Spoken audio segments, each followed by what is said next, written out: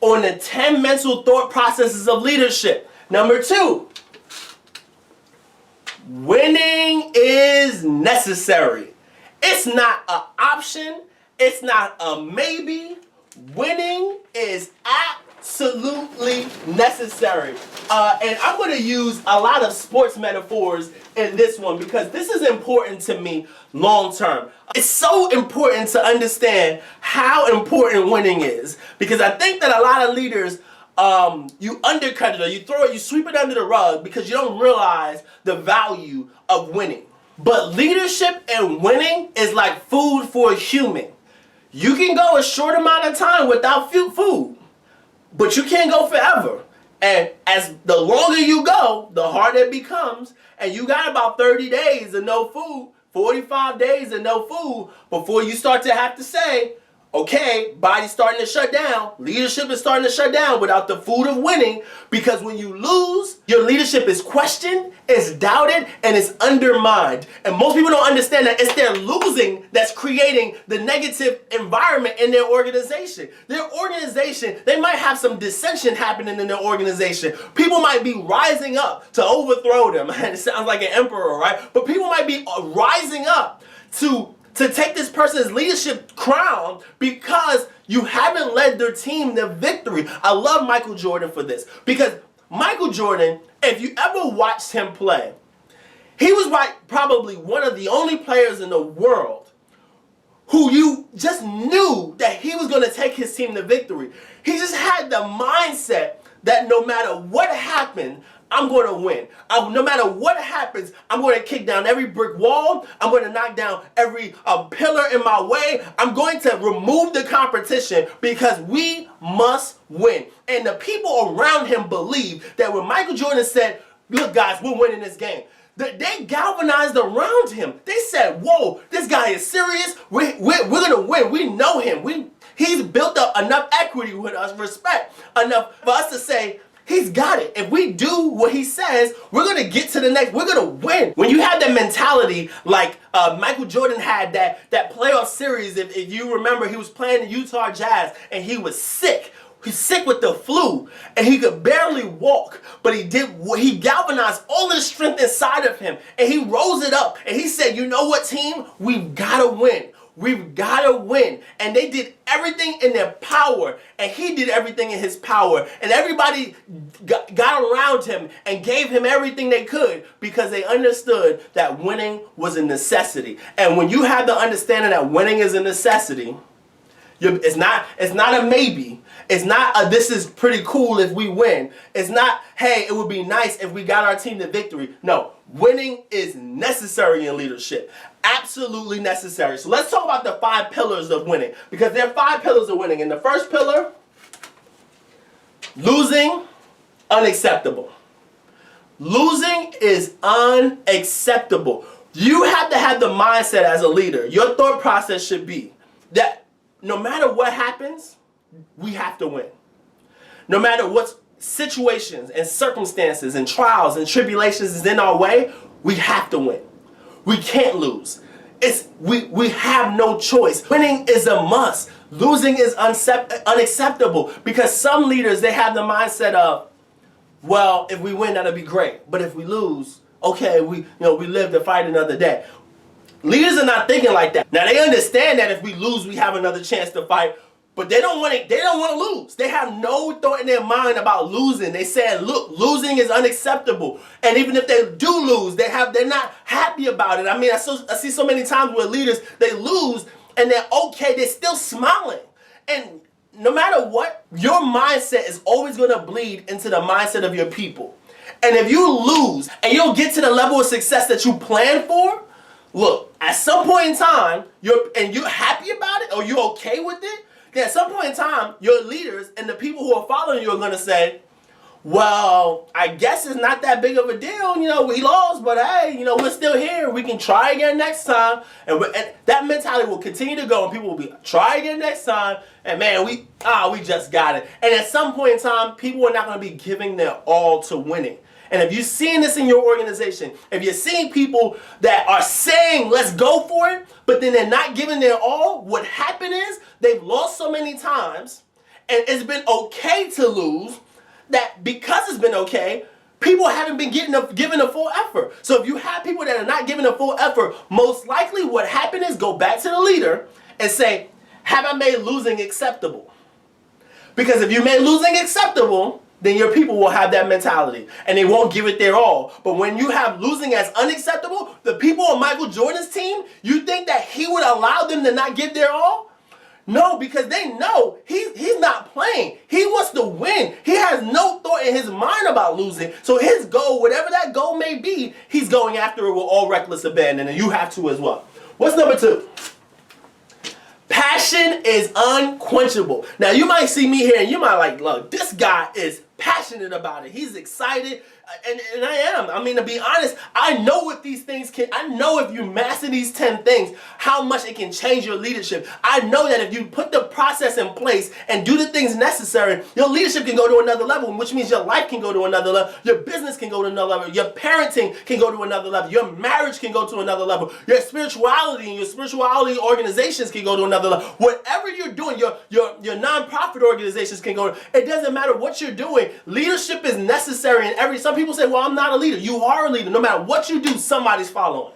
And your life can go to a whole nother level if you take the time to grow in these aspects that I'm talking about. But the passion, if you can tell how much I'm passionate about, I understand what it can do. When you're passionate about something, you're giving it your all. People are attracted to the passion. Have you ever heard the saying that if you light yourself on fire, people will come from miles around and watch you burn? It's passion, it's excitement. You gotta light yourself on fire, not literally, but figuratively. You gotta be on fire for what you're going after. Your passion has to be seen. People have to know. I mean, it can't be some people say, I'm excited. Now look, you better tell your face because you don't look excited, right? You gotta be passionate about it. It has to exude out of you. The people around you have to just feel it. They have to feel the energy and emotion and the passion behind it. It's gotta be unquenchable. What's number 3?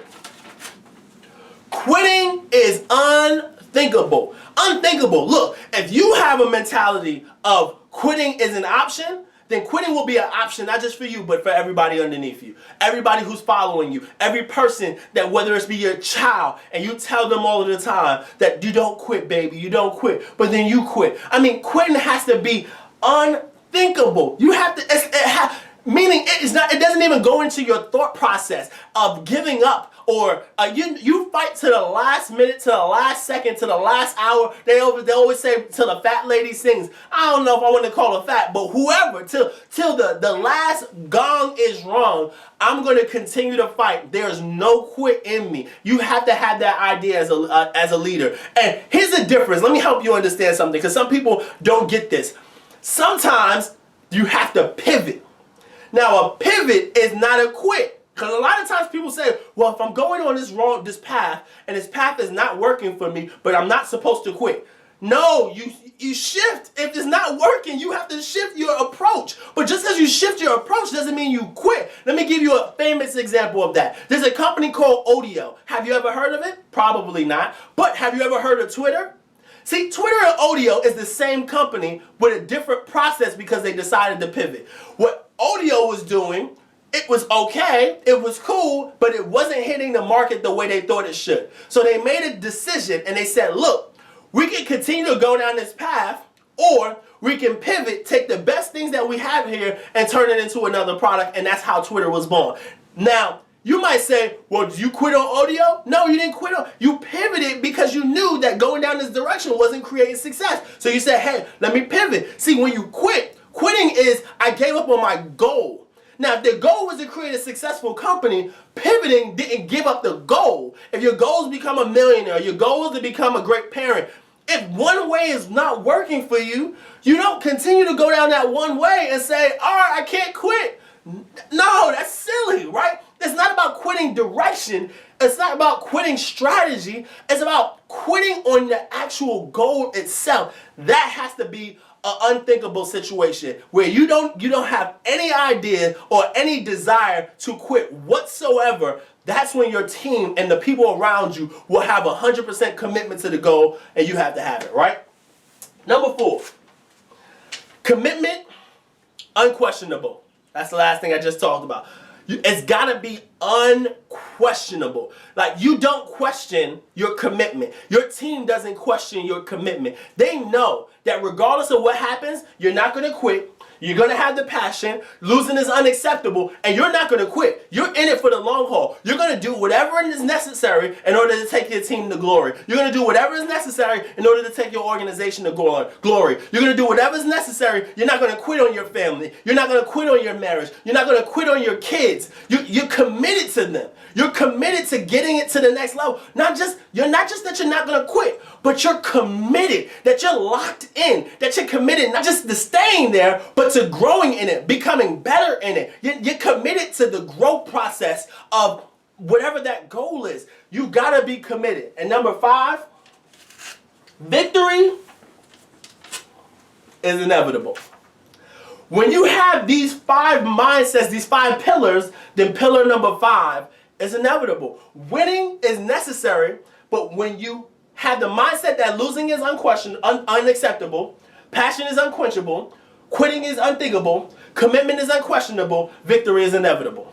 And that's how your success is. Your success is going to be lined 100% with your understanding of these 5 pillars. Now, how do you create these 5 pillar mindsets within your team? Because there's a difference between creating them within yourself and creating them within a team. So, let's talk about the first one.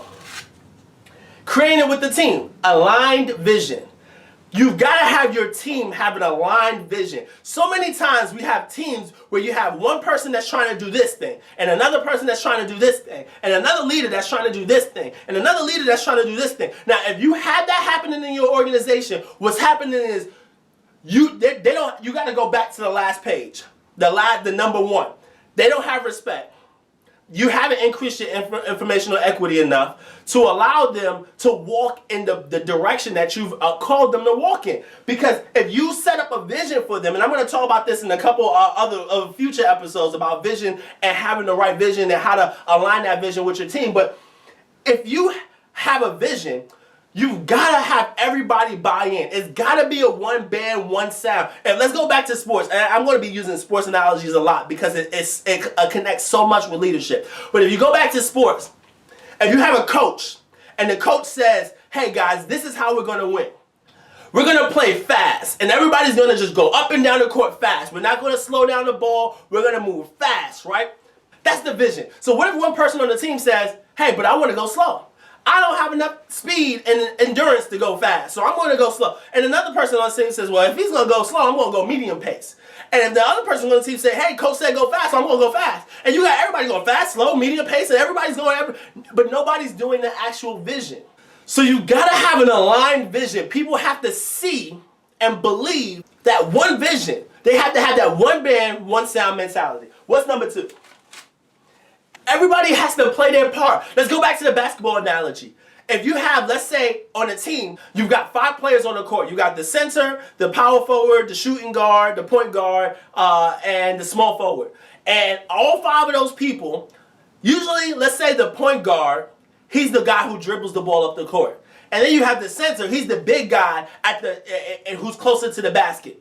So what if the point guard wanted to be the big guy, and the big guy wanted to be the point guard? But they don't have the skills of a big guy, because obviously the point guard, he's small, he doesn't have the skills of a big guy, and the big guy, he's big, he doesn't have the quickness skills to dribble the ball away from all of the players. So if they switch roles, because the one guy says, hey, I like how the center position is, I want to be big and strong, so I'm going to be the center even though I don't have the skills for it. Or you have a center that says, man, I like how the guy gets to dribble the ball and cross them up like Stephen Curry, I want to be able to be that. No, it doesn't work like that. You have to play your part, and it takes the leader to get them positioned in the right places, and then you have to sell them, give them vision, sell them on why them playing that part is going to be the betterment for the entire team. If the center plays the part of the center, then his position there See, if the center plays the part of the center, then him playing that position creates the better balance in that organization. And if the point guard plays his position properly, then that is the betterment of the team. See, when everybody plays their position, the entire team can grow. But when people get out of position, then victory is questionable. So if you want to create that victory mindset, you have to align the vision. You got to make sure everybody plays their part. And then you have to be committed. And here's what you have to be committed to. You got to be committed to the mindset of victory, but you also have to be committed to developing this mindset, these 5 pillars, and the people that are following you. You got to be willing to take the time to be committed to that. So if you want your team to be victorious, align the vision, get everybody to play their part, and be committed to developing this in yourself and in your team. And that's what winning is necessary, but winning is achievable when these things are happening. And when these things are happening in the right way, you'll create a habit. And you create habits of winning. So many people are trying to create a habit of winning by losing. You can't create a habit of winning by losing. You can only create a habit of winning by winning. But when you win, you create momentum.